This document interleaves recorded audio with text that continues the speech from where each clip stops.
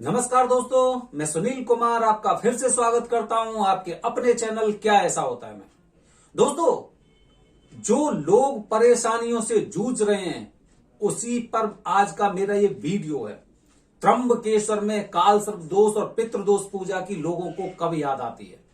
पूरी जिंदगी उन्होंने अपने आप को ये मान लो कि अपना पैसा कमाने में, अपने परिवार की देख रेख करने में, उनकी जो जरूरतें होती हैं उनको पूरा करने में निकाल दिए। लेकिन आज जब उनकी उम्र 40-45 साल के आसपास होती है तो स्थिति क्या होती है।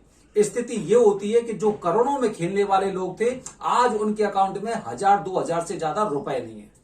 समझ रहे हो? मतलब कुल मिला के बात यह है, जहां पे भगवान की बात आती है, जहां पे पूजा की बात आती है तो उनके पास बिल्कुल भी पैसे नहीं है। करोड़ों रुपए कमाए उन लोगों ने, लेकिन आज उनके पास पैसे नहीं है। पहली बात।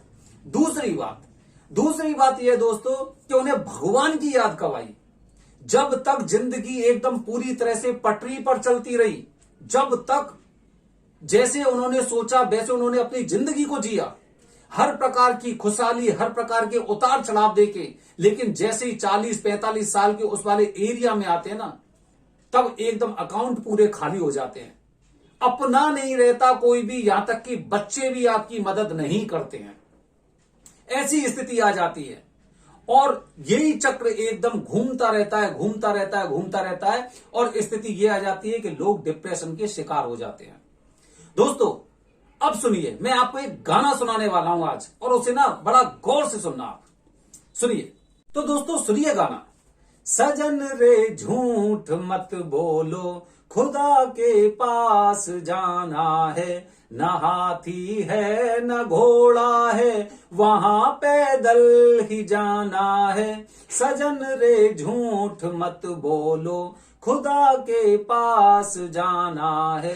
ये गाना सबने सुना होगा, लेकिन इसके साथ एक जो बेहतरीन लाइन है वो मैं आपको सुनाने का प्रयास कर रहा हूं, क्योंकि गाने से आप समझ गए होंगे कि गाना कौन सा है।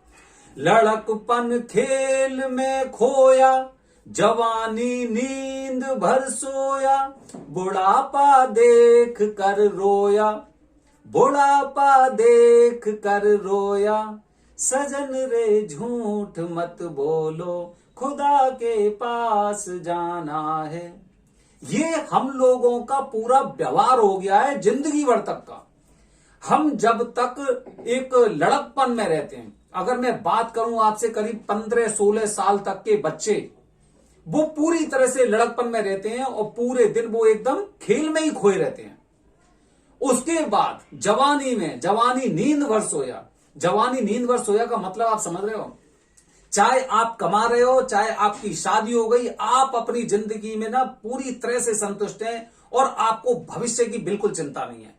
बिल्कुल भी चिंता नहीं है आपको भविष्य की कि भविष्य में क्या होने वाला है, क्योंकि आपकी बाजुओं में ताकत है। अब उसके बाद बुढ़ापा देख कर रोया। उसे अब समझ में आता है कि भाई मैंने अपना बचपन और जवानी सारी की सारी ऐसे ही निकाल दी, लेकिन आज मेरा हाथ आज भी खाली है। मैं दोस्तों आपको बात बता रहा हूं उन लोगों के बारे में जिन्होंने जवानी तक अपनी इच्छा के अनुसार सब कार्य किए। उन्हें परेशानियों से कभी वो घबराए नहीं, लेकिन जब घर परिवार में धीरे धीरे करके जब 40-45 साल की उम्र पर पहुंचते हैं और वो घटनाएं होती हैं, तब हम समझने का प्रयास करते हैं कि कुछ ना कुछ ऐसी भी ताकतें कि जो हमारे साथ जुड़ी रहती हैं, और अगर हमें उनका एकदम सही परिणाम चाहिए तो उसके लिए भी अलग युक्ति है, और अगर वो सही कर रही हैं तो उनको धन्यवाद भी हम किस तरह से दे सकते हैं। दोस्तों, 40-45 साल की उम्र में जब आप इन परिस्थितियों से जूझते हो ना, कि कभी आपके पास करोड़ों का बिजनेस था और आज आपके अकाउंट में 1000-2000 रुपए से ज्यादा पैसे नहीं है। अगर आप किसी से उधार पैसे मांगते हो तो वो पैसे हो सकता है किसी दूसरी जगह चले जाएं, लेकिन आपका पहला वाला काम भी नहीं हुआ और दूसरे जो जिनसे उधार लिया था उनके भी आप कर्जदार हो गए। पूजा कराने को पैसे नहीं हैं, समझ रहे हैं आप। हर प्रकार से आपने जिंदगी में हर जगह पैसा एकदम ऐसे खर्च किया होगा जैसे कि आपकी एकदम पूरी पॉकेट खुली हुई है। जितनी इच्छा हो बच्चों के ऊपर, परिवार के ऊपर, सबके ऊपर आपने पैसा खर्च किया। लेकिन पूजा कराने को पैसे नहीं है। ये तो एक बात हो गई कि पूजा कराने को पैसे नहीं है। दूसरी बात बता रहा हूं। दूसरी बात दोस्तों ये है कि हमें पूजा की याद कब आई? बुढ़ापे में, या बुढ़ापे में जैसे ही हम कदम रखने वाले हैं तब हमें भगवान और देवी देवता याद आ रहे हैं। हम उन ग्रहों के बारे में सोच रहे हैं कि हो सकता है ये ग्रह ऐसे होंगे कि जिनकी वजह से अब हमारे साथ कुछ गलत हो रहा है। वो गलत हो रहा है वो ठीक है, लेकिन आगे क्या होने वाला है उसके बारे में आपको पता ही नहीं अभी तक। दोस्तों ऐसा होता है, मेरे पास काफी लोगों के फोन आते हैं और बताते हैं कि उनके परिवार में ऐसी ऐसी घटनाएं हुई हैं, ऐसी ऐसी घटनाएं हुई हैं जिनसे वो घूम फिर के उसी जगह आ गए कि कुछ ना कुछ तो ऐसी वजह है। मैंने घर में परिवार में पूजा करा ली, यहां पे घर पे आके जाने कौन कौन से मैंने पाठ करा लिए, लेकिन उसके बावजूद भी हम लोगों को कोई भी फायदा नहीं मिल रहा है। हमारी समस्याएं खत्म नहीं हो रही। कैसे होंगी? कैसे होंगी भाई? अब आपने उन चीजों के बारे में सोचा है, अब आपके दिमाग में वो चीजें आई हैं। वो कहते हैं ना कि जब तक खुश थे, जब तक सुखी थे, तब तक कोई याद नहीं आए, और जब दुखों के पहाड़ टूटने लगते हैं तब एक एक चीज याद आती है। दोस्तों मैं बात कर रहा हूं काल सर्प दोष और पितृदोष की, क्योंकि पितृदोष की पूजा हर पुरुष को करनी चाहिए। मैं पहले से ही आपको बता चुका हूं कि पितृदोष की पूजा हर पुरुष को करनी चाहिए।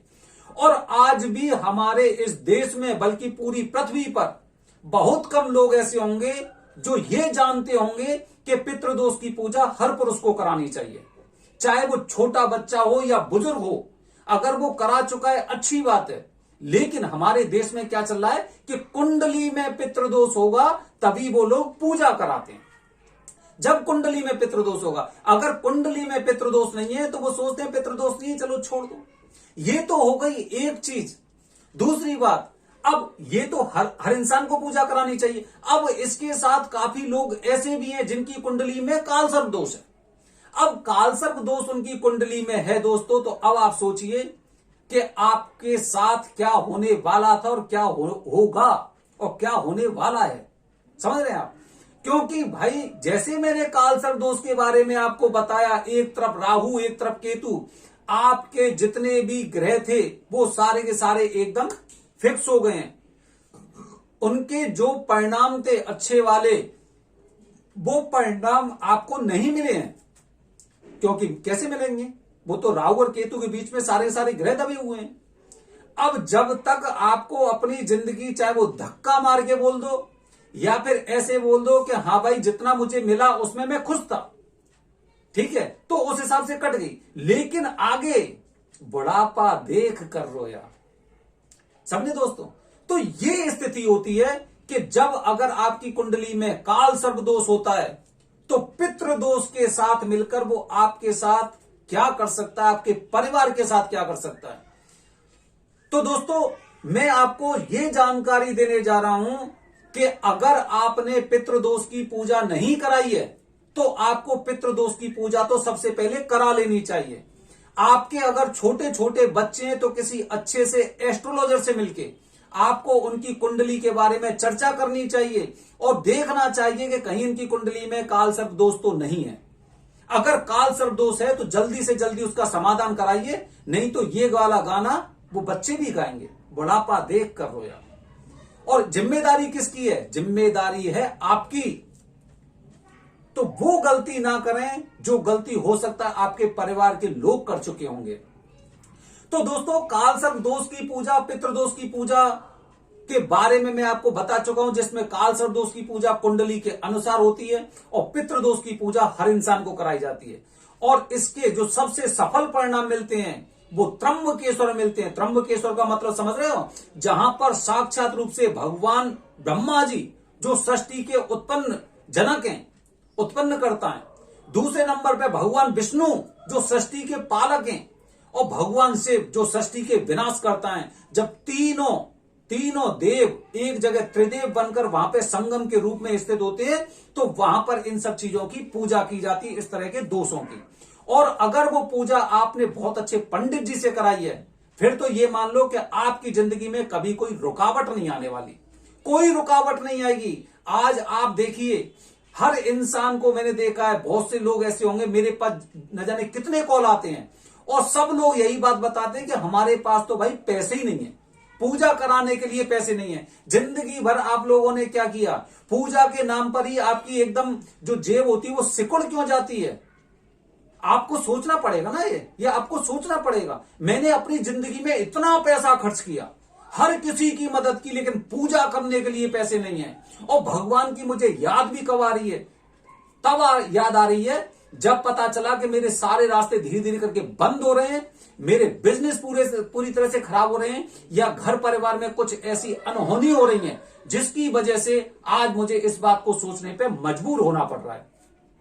वहां के वरदानी पंडित जी, मैं पहले ही बता चुका हूं आपको पिछले वीडियो के माध्यम से, वरदानी पंडित जी, अगर आप इंटरनेट के माध्यम से जा रहे हो तो आपको एक बात का विशेष रूप से ध्यान रखना है दोस्तों, कि हो सकता है वो वरदानी पंडित जी हो सकता है, लेकिन वो आपकी पूजा करें ये आपको पता नहीं है, आप नहीं जानते, आपको नहीं पता है। और वहां पे जब आपकी पूजा शुरू हो जाएगी तब आप वहां से उठ भी नहीं सकते कि नहीं भाई मैं तो उनसे पूजा कराऊंगा, इनसे पूजा नहीं करानी मुझे।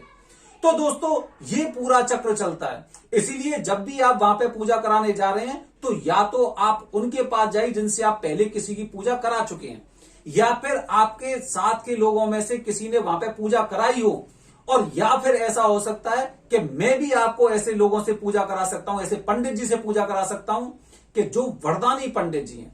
और वरदानी पंडित जी का मतलब पता है क्या है, अभी तो मैं आपको धीरे धीरे करके जो ताम्रपत्र होता है उसके बारे में बताऊंगा, और जिन लोगों को ताम्रपत्र वहां पे नहीं मिला है उसके बावजूद भी वो सिद्ध वहां पे वो वरदानी में पंडित जी में आते हैं, मैं उन लोगों के बारे में बताऊंगा। क्योंकि जो पीढ़ी वहां पे 4 या 5 पीढ़ी से रह रही है उनको वरदान प्राप्त हो जाता है, वरदान प्राप्त हो जाता है उनको, जो तीसरी चौथी पांचवी पीढ़ी से लोग वहां पे रह रहे हैं। ठीक है, तो अब उसमें आप एक चीज देखिए, एक बात ये देखिए कि आपने वहां पर ताम्रपत्रधारी पंडित जी से पूजा कराई, लेकिन आपकी पूजा करने वाले वो पंडित जी नहीं थे, बल्कि उनकी मामा बुआ फूफा इनके लड़के थे।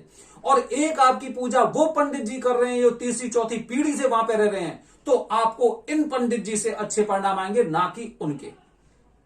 तो ये बात आपको सोचने की बहुत जरूरत है दोस्तों। अगली वीडियो में आपको कुछ और विशेष जानकारी लेके आ रहा हूं, लेकिन आपको एक बात हमेशा ध्यान रखनी चाहिए, हमेशा भगवान के नाम पर जितना आप दान करते हैं उसका आपको ये मान लो कि उसका मल्टीप्लाई बाई 3, 4, 5, 6 वो आपकी श्रद्धा के अनुसार आपको फल मिलता है, आपको मिलता है वो फल।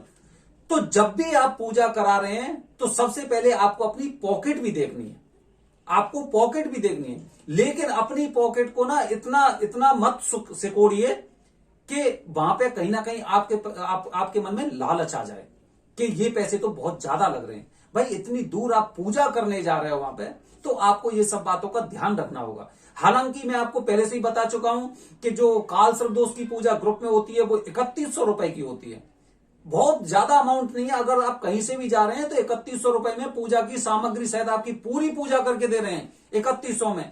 और जो पितृदोष की पूजा ग्रुप में होती है वो 8500 की होती है, जो 3 दिन की पूजा होती है। सारी सामग्री, रहना खाना सब कुछ पंडित जी की तरफ से ही होता है, आपको केवल इतने पैसे देने हैं। तो जब भी आप अगर किसी डेस्टिनेशन पे अगर मौज मस्ती भी करने जा रहे हैं तो मुझे नहीं लगता कि आप 8 और 9 हजार रुपए के बीच में आप वहां पे मौज मस्ती कर पाएंगे।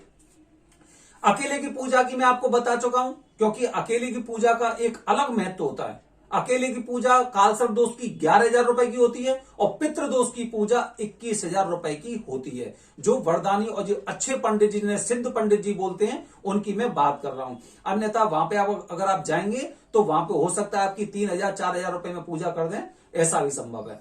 ठीक है दोस्तों, अब अगली वीडियो में मैं आपको कुछ अलग तरह से जानकारी लेके आ रहा हूं। तब तक बने रहिए हमारे चैनल के साथ। धन्यवाद दोस्तों, जय हिंद, जय भारत, हर हर महादेव।